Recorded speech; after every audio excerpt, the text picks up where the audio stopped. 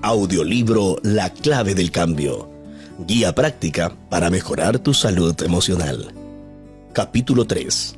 La clave contra la ira. ¿Sufriste alguna vez un ataque de ira? ¿Fuiste la víctima o el victimario? Ya casi no genera sorpresa este tipo de ataques recibidos u ofrecidos.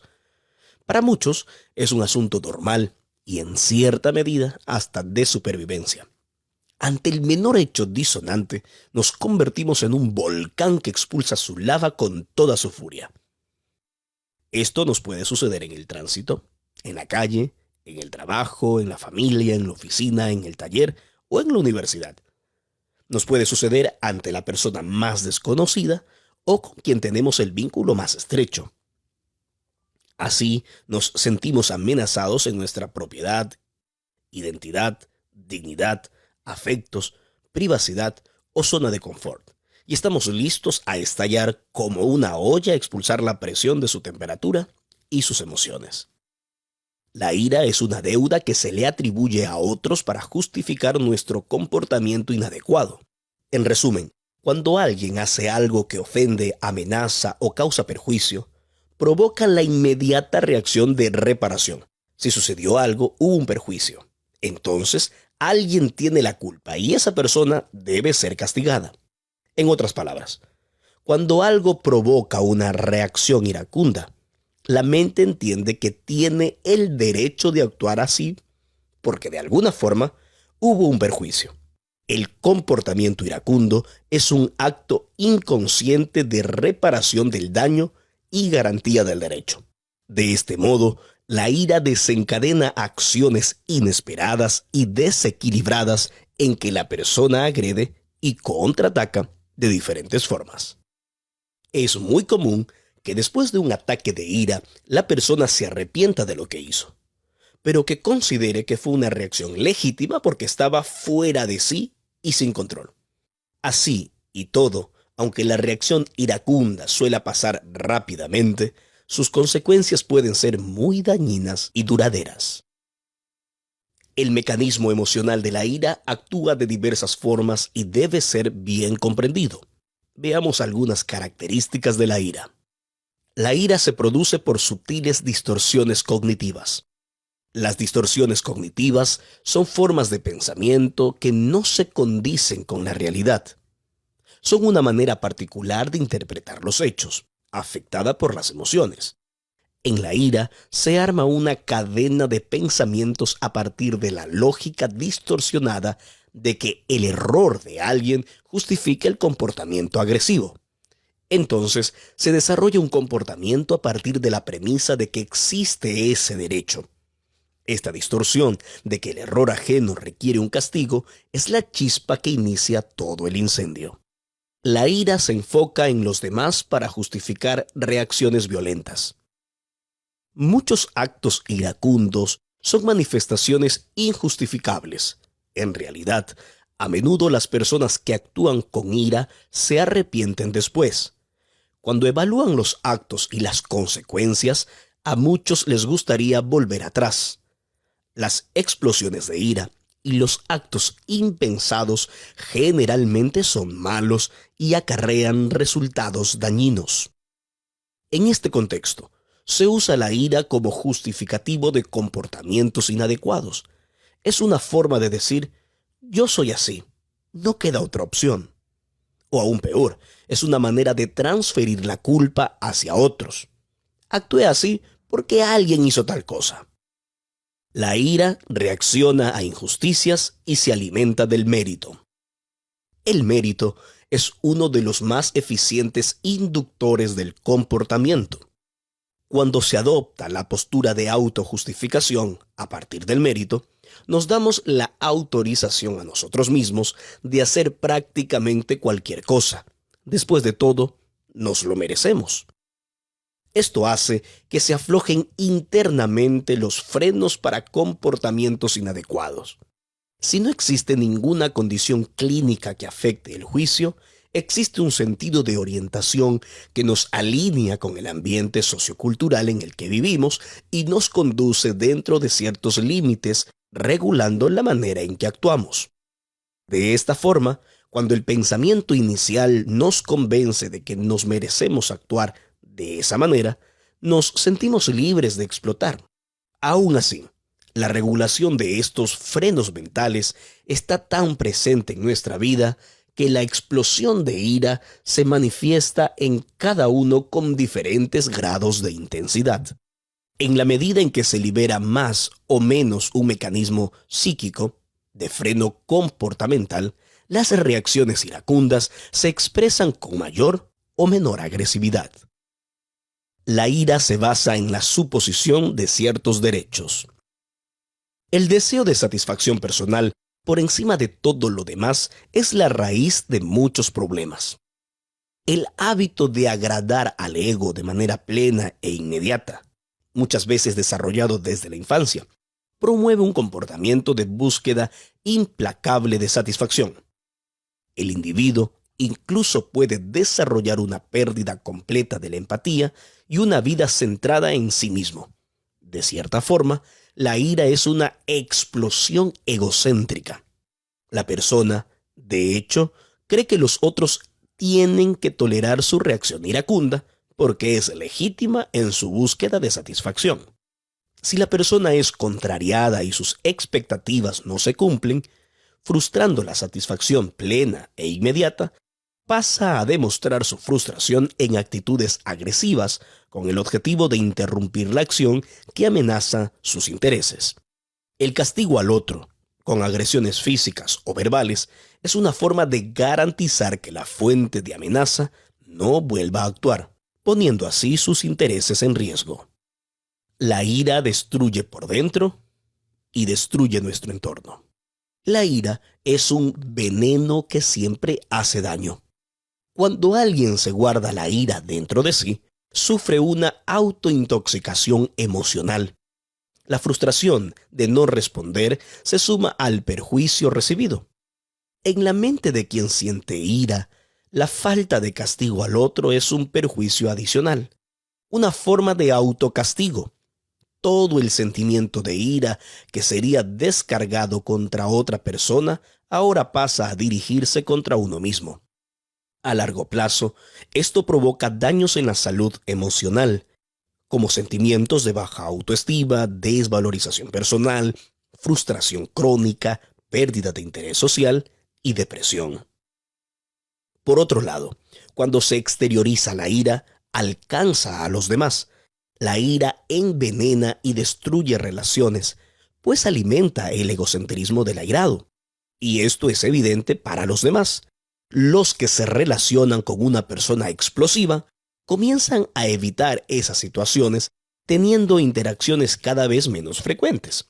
Así, la ira es un poderoso inductor de la soledad. La ira no cambia la situación y trae consecuencias negativas.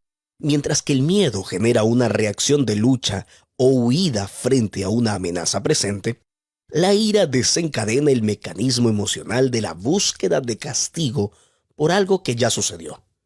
La mayoría de las veces, la reacción iracunda no logra cambiar la situación, pero produce sus propios efectos y consecuencias. Así, surgen otros problemas como resultado de las actitudes adoptadas en el momento de la ira. Por ejemplo, estás parado en el semáforo con tu auto nuevo y otra persona te choca por detrás por estar distraída con el celular. Este incidente causará perjuicios financieros y trastornos que van más allá de la reparación del auto, aun cuando la persona culpable asuma los gastos. Vas a perder tiempo en el proceso y las burocracias involucrados. Probablemente te quedes sin auto mientras esté en el taller y tu auto va a perder valor para una posible venta futura. A pesar de todo ese desgaste, la persona que fue víctima de la colisión puede volver la situación aún peor. Si sale del auto y actúa de forma agresiva con el conductor culpable.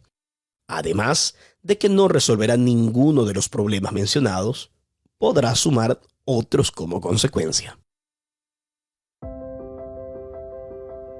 Características de las personas propensas a la ira: baja tolerancia a la frustración, postura crítica y juzgadora, perfeccionismo, pensamiento de todo o nada, posesividad, déficit de comunicación, comportamiento punitivo, tendencia a las adicciones, agresividad.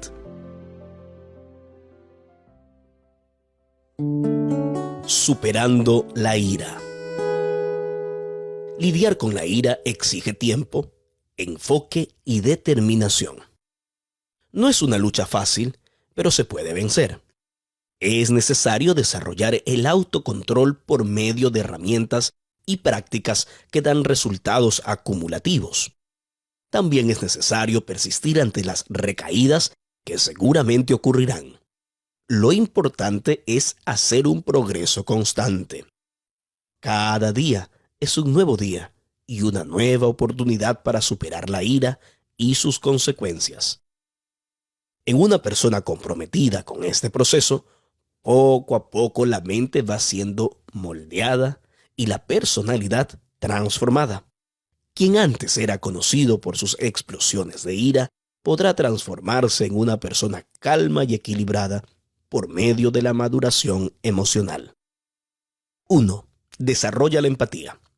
La empatía es la capacidad de ponerse en el lugar de otra persona, como si estuvieras viviendo la misma situación. La empatía es el antídoto contra la ira. Mediante la empatía es posible entender los sentimientos y las emociones del otro. Así, la empatía es lo opuesto del egocentrismo, que está en la raíz de la ira, mientras que la postura egocéntrica pone el foco en el yo, buscando la satisfacción plena e inmediata.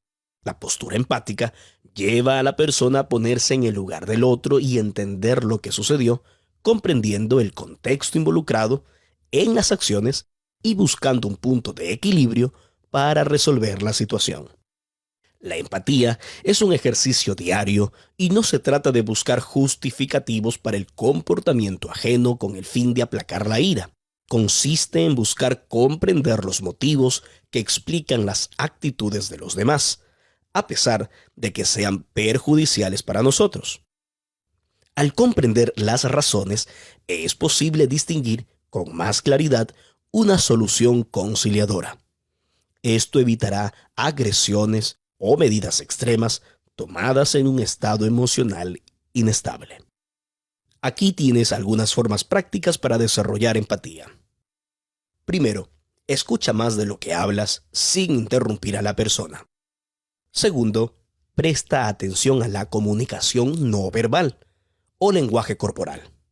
Tercero, intenta entender a las personas aunque no estés de acuerdo con ellas. Cuarto, hazles preguntas a las personas para saber más sobre ellas. Y quinto, intenta ponerte en el lugar del otro. 2. No confundas ideas con personas. 2. No confundas ideas con personas. Este error es uno de los grandes detonantes para las crisis de ira. Dependiendo de la cultura en que uno vive, especialmente en los países latinos, hay una gran tendencia a confundir las ideas con las personas. Es muy común que si alguien no concuerda con una idea, se interprete eso como señal de enemistad.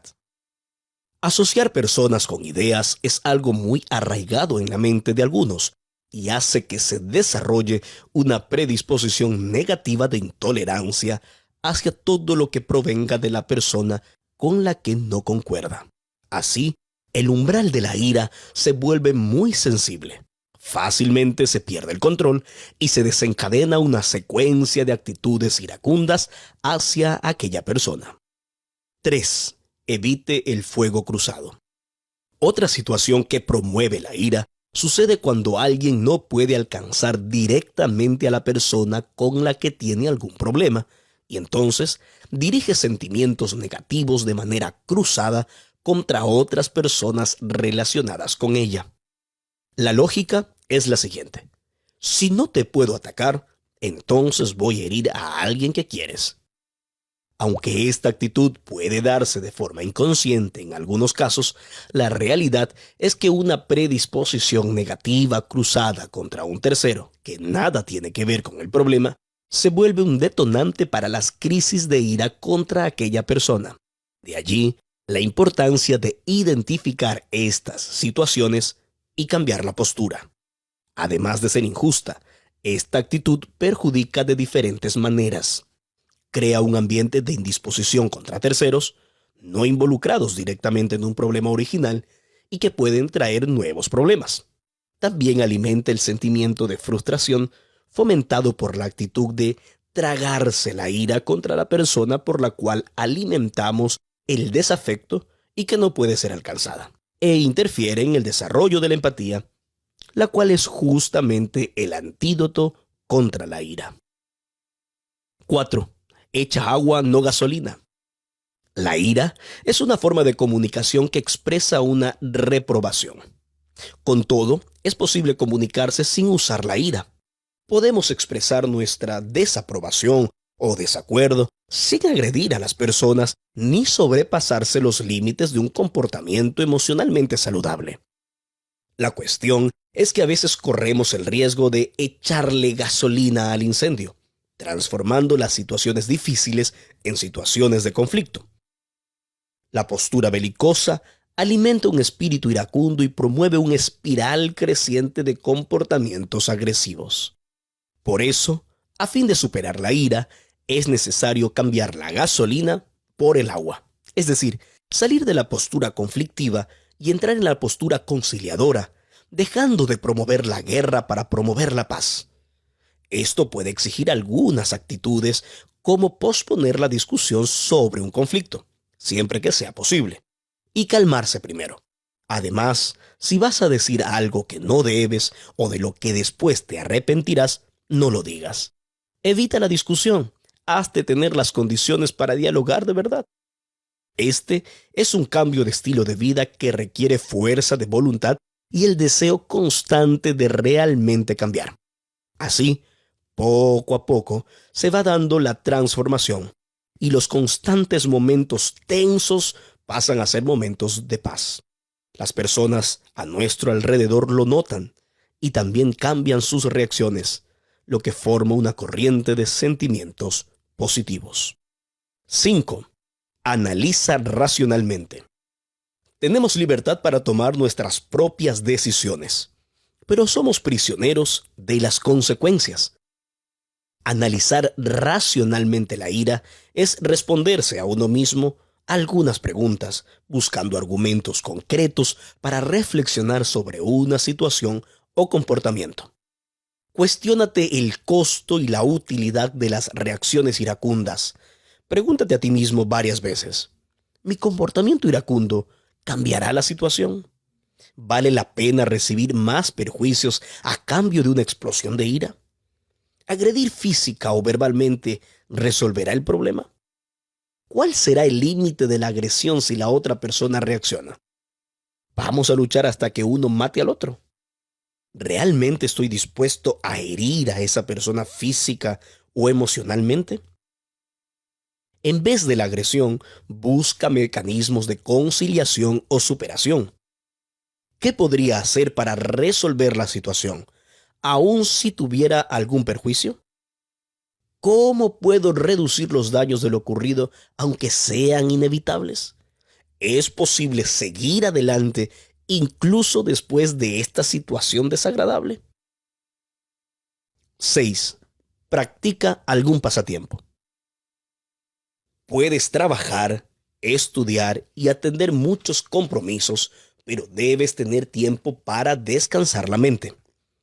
Por eso necesitas un pasatiempo, un tiempo dedicado al ocio. La esencia es que sea una actividad no laboral, que no forme parte de tus necesidades de sobrevivencia y que no tenga una utilidad en el sentido financiero o una exigencia formal. El descanso para la mente recicla nuestro tejido emocional, reaviva nuestras emociones sin el peso de la obligación, sin la carga emocional de los compromisos, sin la necesidad imperativa de las relaciones de trabajo. Los pasatiempos son una importante herramienta de regulación emocional. La clave del cambio. Aunque la ira sea un sentimiento universal y sus manifestaciones se vuelvan cada vez más comunes, muchas veces compartidas en las redes sociales, esto no necesita ser la realidad de tu vida. Además del camino para la superación que vimos hasta aquí, también vamos a reflexionar sobre la vida de Moisés. La historia bíblica nos muestra que todos estamos expuestos a tener ataques de ira y que podemos controlarlos. Hijo de padres hebreos, adoptado por una princesa de Egipto, creció como ciudadano egipcio. Tenía acceso a una vida de comodidades, prestigio, riqueza y poder. Como príncipe real, fue educado en la sabiduría de los egipcios. Su mente sobresaliente lo llevó a ser el orgullo de la nación. Su aspecto pudo haber parecido egipcio, pero su corazón siempre fue hebreo. Su fe, su lealtad y su devoción siempre fueron a Dios. Su esperanza era librar a Israel por la fuerza de las armas. Arriesgó todo, pero fracasó. Lamentablemente, fue conducido por la ira en vez de por la razón. Las escrituras sagradas relatan significativos momentos de ira en la vida de Moisés. En cierta oportunidad, al ver a un egipcio golpeando a un hebreo, reaccionó con rabia y mató al egipcio. Cuando Moisés bajó del monte Sinaí y vio al pueblo adorando el becerro de oro, arrojó las tablas de los 10 mandamientos y las rompió. En Cades, cuando el pueblo clamó por agua, Moisés se irritó y golpeó la roca 2 veces con su vara en lugar de hablarle, como Dios lo había instruido. Moisés expresaba su frustración y su ira hacia los israelitas por sus constantes quejas y falta de fe. Dwight Moody, conferencista estadounidense del siglo XIX, dijo: Moisés gastó 40 años pensando que era alguien, 40 años aprendiendo que no era nadie, y 40 años descubriendo lo que Dios puede hacer con aquel que sabe que es nadie. Por eso, en los desiertos de Madián, como pastor de ovejas, aprendió dependencia, dominio propio, sabiduría y austeridad. Moisés mostró humildad y mansedumbre al aceptar la misión de Dios a pesar de sus propias inseguridades y temores. Más allá de las constantes quejas y rebeliones, Moisés guió al pueblo de Israel durante 40 años en el desierto, mostrando una gran paciencia y fortaleza. Demostró un carácter humilde y se transformó en el hombre más manso, es decir, sereno, fuerte, con autocontrol. Nosotros en estos días tan complejos estamos más expuestos a atacar y ser atacados. Controlar la rabia es un proceso que implica autoconocimiento, técnicas de manejo emocional, cambios con la forma de pensar y reaccionar, y por sobre todo, la ayuda de Dios. Somos moldeados por una espiritualidad conectada con la deidad, así como sucedió con Moisés, que se convirtió en un hombre profundamente manso. Números 12:3. Moisés quiso usar la espada de la ira contra Egipto hasta que aprendió que era mejor luchar con la espada del Espíritu. Cuanto más se usa una espada física, más se desafila, pero el continuo uso de la palabra de Dios la hace más restauradora en nuestra vida. Una espada física requiere la mano experta de un soldado, pero la espada del Espíritu requiere un corazón receptivo que reconozca que es viva y eficaz. La espada esgrime nuestra fuerza. La palabra esgrime la fuerza de Dios.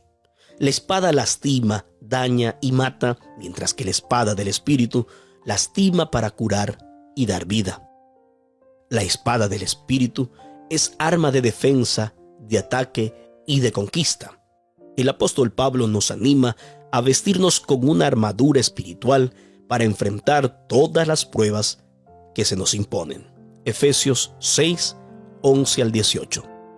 Si estamos conectados con Dios a través de la fe, hablando con Él por medio de la oración y escuchando su voz por medio de su palabra, tendremos una poderosa armadura a nuestra disposición para enfrentar la gran lucha contra la ira y sus manifestaciones desastrosas. No venceremos con nuestra fuerza o poder, sino por Dios, quien nos libra de todas las batallas y nos da la victoria. No contra nuestros supuestos enemigos, sino principalmente contra los terribles sentimientos de furia. Sigue las recomendaciones de este capítulo y pídele a Dios la fuerza necesaria para el gran cambio de tu vida, de la ira a una paz completa.